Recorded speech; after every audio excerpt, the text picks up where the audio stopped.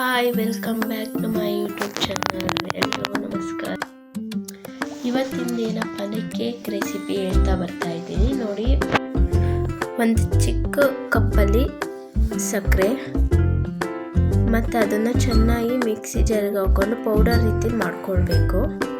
Fine powder ಮಾಡ್ಕೊಂಡ್ಮೇಲೆ ಅರ್ಧ ಕಪ್ಪಿನಷ್ಟು ಮೊಸರು ತೊಗೋಬೇಕು. ಅದೇ ಅಳತೆಯಲ್ಲಿ ಒಂದು ಮಿಕ್ಸಿ ಜಾರಿಗೆ ತೊಗೊಂಡಿದ್ದಂಥ ಅರ್ಧ ಕಪ್ ಮೊಸರು, 2 ಕಪ್ ಮೈದಾ, ಅರ್ಧ ಕಪ್ಪಿನಷ್ಟು ಅಡಿಗೆ ಎಣ್ಣೆ. ಸೊ ಇಷ್ಟನ್ನು ಹಾಕ್ಕೊಂಡು ಮತ್ತೆ ನಾವು ಪೌಡರ್ ಮಾಡ್ಕೊಂಡು ಇಟ್ಕೊಂಡಿದ್ದಂಥ ಸಕ್ಕರೆ ಪೌಡ್ರು ಕೂಡ ನಾವು ಇದೇ ಮಿಕ್ಸಿ ಜಾರಿಗೆ ಹಾಕ್ಕೊಳ್ತೀವಿ. ಸೊ ಇಷ್ಟನ್ನು ಹಾಕ್ಕೊಂಡು ಫೈನ್ ಗ್ರೈಂಡ್ ಮಾಡ್ಕೊತಾ ಬರಬೇಕು.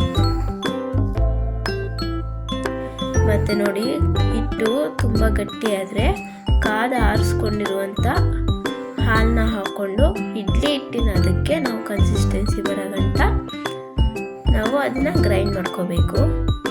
ಸೊ ಮಿಕ್ಸಿ ಜಾರಲ್ಲಿ ಯಾಕಪ್ಪ ಮಾಡ್ಕೋತಿದ್ದೀನಿ ಅಂದರೆ ನೀಟಾಗಿ ಬ್ಲೆಂಡ್ ಆಗುತ್ತೆ, ನೀಟಾಗೆ ಇದಾಗುತ್ತೆ ಅಂತ. ಮತ್ತು ಅರ್ಧ ಸ್ಪೂನ್ ಅಡುಗೆ ಸೋಡಾ ಮತ್ತು ಅರ್ಧ ವೆನಿಲಾ ಫ್ಲೇವರ್, ಇಲ್ದಿದ್ರೆ ಏಲಕ್ಕಿ ಪುಡಿ ಹಾಕ್ಕೊಂಡ್ರೂ ಆಗುತ್ತೆ.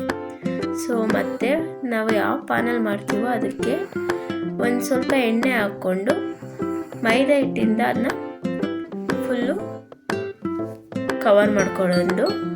ಮತ್ತು ನಾವು ಮಾಡಿಟ್ಕೊಂಡಿರ್ತೀವಲ್ಲ, ಗ್ರೈಂಡ್ ಮಾಡಿಟ್ಕೊಂಡಿದ್ದಂಥ ಪೇಸ್ಟ್ನ ಬೌಲಿಗೆ ಹಾಕ್ಕೊಂಡು ನೀಟಾಗಿ ಸ್ವಲ್ಪ ಅದನ್ನ ಏರ್ ಬಬಲ್ಸ್ ಬರ್ದಂಗೆ ಹಳ್ಳಾಡಿಸ್ಬೇಕು. ಮತ್ತು ಒಂದು ಬಾಣಲಿನ 5 ನಿಮಿಷ ಸಣ್ಣ ಉರಿಲಿ ಬಿಸಿ ಮಾಡಿಕೊಳ್ಬೇಕು. ನಂತರ ಸ್ವಲ್ಪ ಉಪ್ಪು ಅಥವಾ ಹಾಗೆ ಆದರೂ ಇಡಬಹುದು.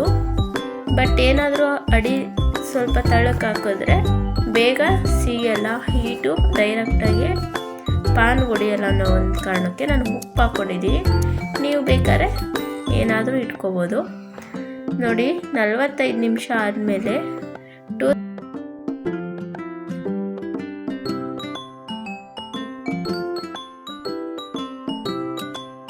ಟೂತ್ ಪಿಕ್ಕಿಂದ ಚುಚ್ಚಿದ್ರೂ ಅದು ಅಂಟಬಾರ್ದು. ಆವಾಗ ತೆಗೆದು ಅದು ನೋಡಿ ಎಷ್ಟು ಚೆನ್ನಾಗಿ ಬೆಂದಿದೆ.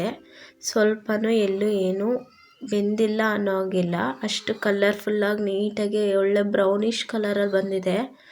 ತುಂಬ ಚೆನ್ನಾಗಿ ಬಂದಿದೆ, ತುಂಬ ಸಾಫ್ಟಾಗೂ ಇದೆ. ನೀವು ನೋಡ್ತಿರ್ಬೋದು, ಇದು ತಳ, ಮೇಲ್ಗಡೆ ಎಷ್ಟು ಮೃದು ಬಂದಿದೆ ಅಂತ ನೋಡಿಸ್ತೀನಿ ನೋಡಿ. ಎಷ್ಟು ನೀಟಾಗಿ ಬಂದಿದೆ ಅಂದರೆ ತುಂಬ ಸಾಫ್ಟಾಗಿ ತುಂಬ ಚೆನ್ನಾಗಿ ಬಂದಿದೆ. Thank you for watching. Follow ಮಾಡ್ತಾ, ಸಬ್ಸ್ಕ್ರೈಬ್ ಮಾಡ್ತಾ ನೋಡ್ತಾ ಇರಿ. ಮತ್ತೆ ಸಿಗೋಣ.